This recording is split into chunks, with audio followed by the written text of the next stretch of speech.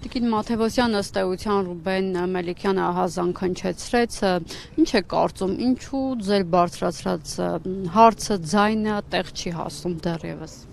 Ակնհայտ է թե ինչու տեղ չի հասնում, որովհետև մենք գործ ունենք ոչ թե դատական գործընթացի, այլ դատական ֆարսի հետ։ Եվ նոյեմբերի 13-ից սկսած ողջ գործընթացը դրա մասին է։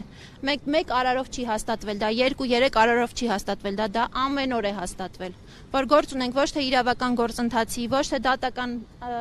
դատավարության ընթացքի, այլ դատական ֆարսի հետ։ Սա քաղաքական պատվեր է։ Դատական համակարգը ցավոք սրտի ոչ միայն այս գործով, այլ բազմաթիվ այլ գործերով դարձել է քաղաքական գործիք։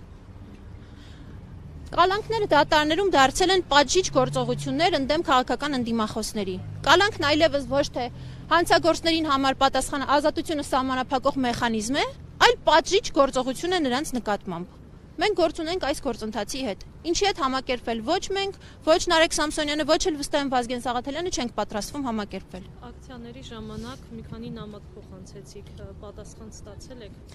Մենք պատասխան ենք ստացել Եվրոպական միության Հայաստանում ներկայացուցչության դեսպան Վասիլիս Մարագոսից, ով ինչպես նախորդ անգամ իր պատասխանում գրել էր, որ Հայաստանում դատավարական գործընթացներն իշխանությունների ներքին գործն են, բայց մենք շատ լավ հիշում ենք, թե ինչպես նախկինում դատական գործընթացները Հայաստանի իշխանությունների ներքին գործը չէին։ Ինչպես էր Սվիտալսկին, ԵՄ դեսպան նախկին, գնում մասնակցում տարատեսակ դատավարությունների, գնում բանտախցերում այցելում մարդկանց։ Այդ ինչպես ստացվեց, որ մի քանի տարի առաջ դա Հայաստանի իշխանությունների ներքին գործն էր, հիմա ներքին գործը չէր, հիմա ներքին գործն է։ Նաև նշվել էր, որ իրանք կոնկրետ այս մեր բարձրաձայնած հարցով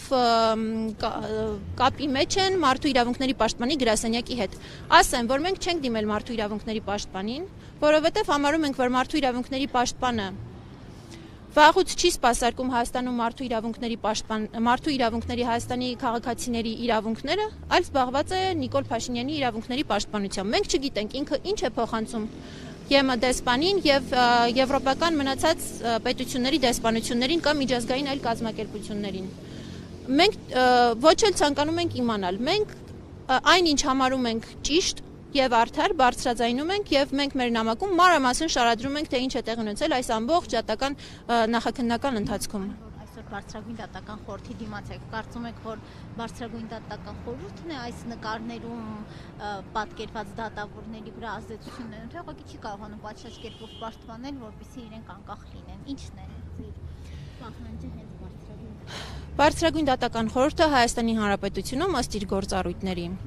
դատական համակարգի անկախությունը երաշխավորող սահմանադրական մարմինն է։ Դատավորի վարքագծի համար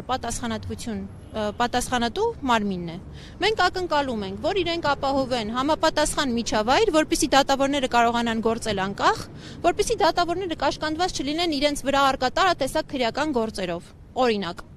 տարատեսակ շանտաժի մեխանիզմներով։ Իրենք պատասխանատու են, իրենք դա պետք է անեն, մեր պահանջը հստակ է։ Ապահովեք համապատասխան միջավայր, որպեսզի դատավորները կարողանան անկախ գործել եւ արդարադատություն իրականացնել, ոչ թե քաղաքական համակարգի կցորդը դառնան եւ գործիք դառնան։ Մենք չգիտենք հիմա այս կոնկրետ դատավարության ընթացքում ինչ մեխանիզմներ են գործել։ Բայց դա մեր խնդիրը չէ, դա իրենց խնդիրն է բացահայտելը։ Մամուլում բազմաթիվ հրապարակումներ են եղել արդեն այս գործընթացի հետ կապված, թող ուսումնասիրեն, գործընթաց սկսեն։ Այո, մամուլում հրապարակում է եղել, խնդրում եմ ծանոթացեք։ Դուք որևէ ուսումնասիրություն եղել եք այդ մամուլի հրապարակման հետ կապված, որ նրա դեմ որևէ գործընթաց է իրավական սկսվում եւ այս որոշումն էլ պայմանավորում են հենց այդ հանգամանքով։ Մամուլում եղել է համապատասխան հրապարակում, ես չեմ կարող դրա հավաստիության մասին հստակ կարծիք ասել, դուք ինքներդ կարող եք դա ուսումնասիրել։